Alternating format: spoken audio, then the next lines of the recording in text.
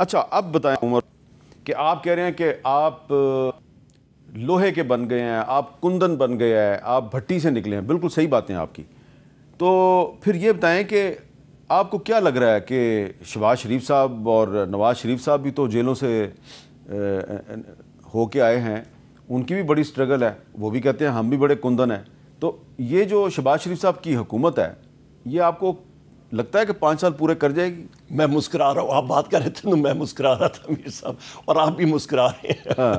اس کی وجہ یہ ہے کہ ان کو ماشاءاللہ 5 سٹار جیل فیسلٹیز دی گئی تھی، اور وزیر اعظم عمران خان صاحب کا آپ نے خود دیکھ لیا. نمبر 1 یہ ایک پوائنٹ ہے ڈفرینسیشن کا. دوسرا پوائنٹ، ان کو وزٹرز، جس طرح میں نے آپ کو بتایا، کسی سے پوچھ لیں، وہاں پہ تو بوفے لنچ لگتا تھا، کھانے چل رہے ہوتے تھے، لوگ مل رہے ہوتے تھے. وہ کوٹ آتے تھے یہاں پہ تو پورے لوگ جو ہے وہ لائن میں قطار میں کھڑے ہو کے ان کا استقبال کر رہے ہوتے تھے. ہمارے لیے تو پولیس جو ہے وہ ڈنڈے لے کے، سوٹے لے کے ہمارا استقبال کرتی تھی ٹیئر گیس شیل سے.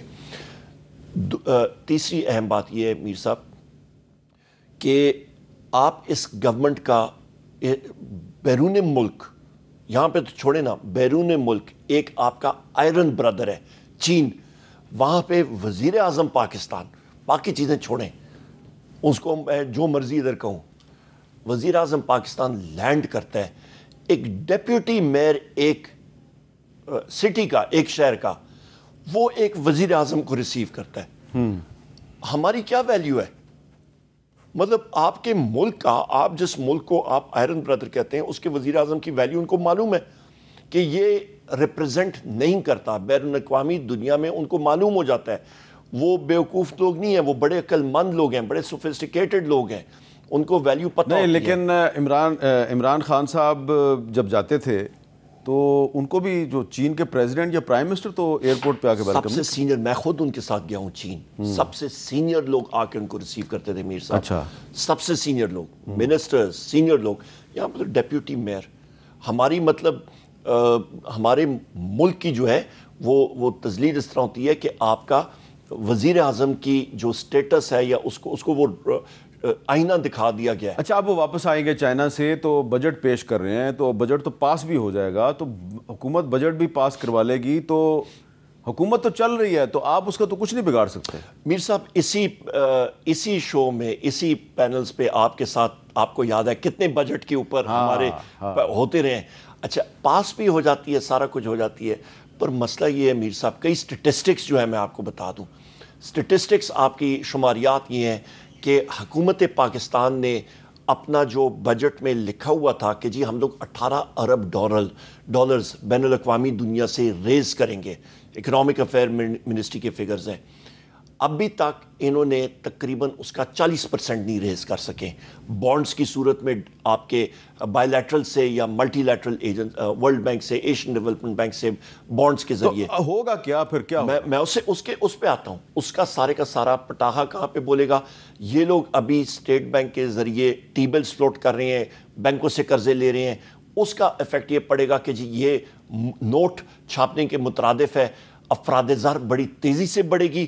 آج 3.5 روپے بجلی مہنگی ہوئی ہے، ہمارے وقت 17 روپے یونٹ تھی، آج 85 روپے یونٹ ہے، 100 روپے یونٹ سے جائے گی. پھر کیا ہوگا؟ آپ کے لوگ جو ہیں وہ سامنے آئیں گے.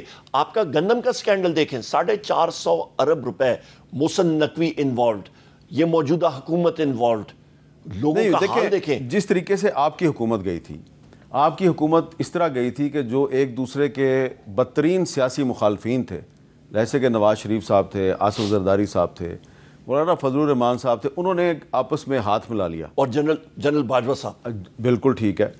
اور جنرل باجوہ صاحب 2018 میں تو وہ فیسیلیٹیٹ بھی کر رہے تھے. نہیں، مارچ میں خواجہ آصف کا آپ انٹرویو دیکھیں، انہوں نے کہا جی مارچ میں انہوں نے ہاتھ جو ہے وہ ادھر سے کر کے ادھر. اچھا اب اس میں کہنے کا مقصد، سوال میرا یہ ہے کہ آپ کی حکومت کو تحریک عدم اعتماد کے ذریعے نکالا گیا، اور وہ اس لیے کامیاب ہوگی کہ ٹھیک ہے آپ صحیح کہہ رہے ہیں، باجوہ صاحب بھی اس کے پیچھے تھے، لیکن اگر نواز شریف اور آصف زرداری آپس میں ہاتھ نہ ملاتے تو پھر کچھ نہیں تھا ہونا. تو آپ کے پاس بھی ایک بڑی سٹرینگتھ ہے اور پیپلز پارٹی کے پاس بھی بڑی سٹرینگتھ ہے، لیکن آپ کہتے ہیں وہ فارم 47 والے ہیں، تو جتنا مرضی آپ زور لگا لیں تحریک عدم اعتماد تو نہیں لا سکتے جب تک کہ آپ پیپلز پارٹی سے ہاتھ نہ ملائیں. میر صاحب ہم لوگ پیشنٹ لوگ ہیں، ہم نے مارے کھائی ہیں جو مرضی ہیں، ٹائم انشاءاللہ تعالیٰ میرے رب کے حکم کے ساتھ ہمارے فیور میں ہے.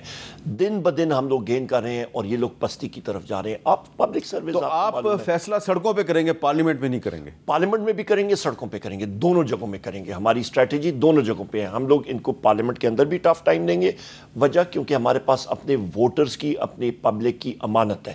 یہ امانت ہے اور ہم لوگ پارلیمنٹ کے اندر بھی کریں گے کیونکہ یہ ایک فورم ہے اور ہم لوگ اس کو اویل کریں گے، اور ہم لوگ سڑکوں بھی کریں گے. اچھا، میں آپ کو آخر میں بلاول بھٹو زرداری صاحب نے کل ایک پریس کانفرنس کیا، اس میں انہوں نے ایک بات کی اپنے انفارمیشن منسٹر شرجیل میمن کے بارے میں. ذرا سنیں وہ کیا کہہ رہے ہیں. مجھے اپنا پارٹی سے، اپنے کیبنٹ ممبرز سے ایک سستی محسوس کر رہا ہوں، اور جہاں تک انفارمیشن ہے پاکستان کے عوام وفاق کے جو ایشوز ہے، جو ہائپر پارٹیزن نفرت کی سیاست ہے، وہ اس میں اتنا دلچسپی نہیں رکھتے. وہ چاہتے ہیں کہ اپنے مسائل کا حل. تو ہمارے انفارمیشن ڈپارٹمنٹ کو بھی ہمارے اپنے مسائل کا حل دینا چاہیے، نہ کہ یہ عمران کیا کر رہا ہے، نہیں کر رہا ہے، ہمیں کیا فرق پڑتا. ہم اپنا کام پہ دھیان دیں.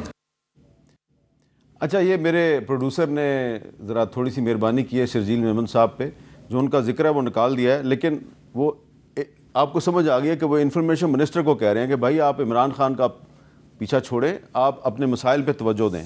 تو بلاول صاحب کی یہ پازیٹیو اپروچ نہیں؟ جی دیکھیں، بلاول زرداری بھٹو جو ہیں وہ آصف علی زرداری کے بیٹے بھی ہیں، اور ان کے جو وہ کہیں گے، ان کے والد صاحب کہیں گے وہی بات کریں گے. ان کا ٹون یا ٹینر کچھ اور ہے، ان کی لائن اور ویڈتھ وہ کچھ اور بات کرتے ہیں. انہوں نے at the end of the day ان کی بات ماننی ہے.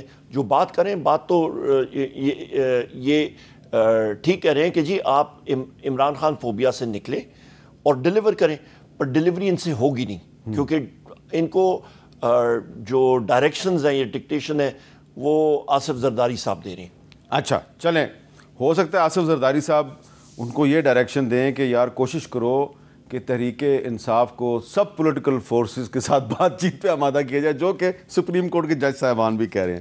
بہرحال عمر ایوب صاحب، آپ کے ساتھ بہت اچھی گفتگو ہوئی، انشاءاللہ آئندہ بھی آپ سے گفتگو کریں گے. آپ کا بہت بہت شکریہ.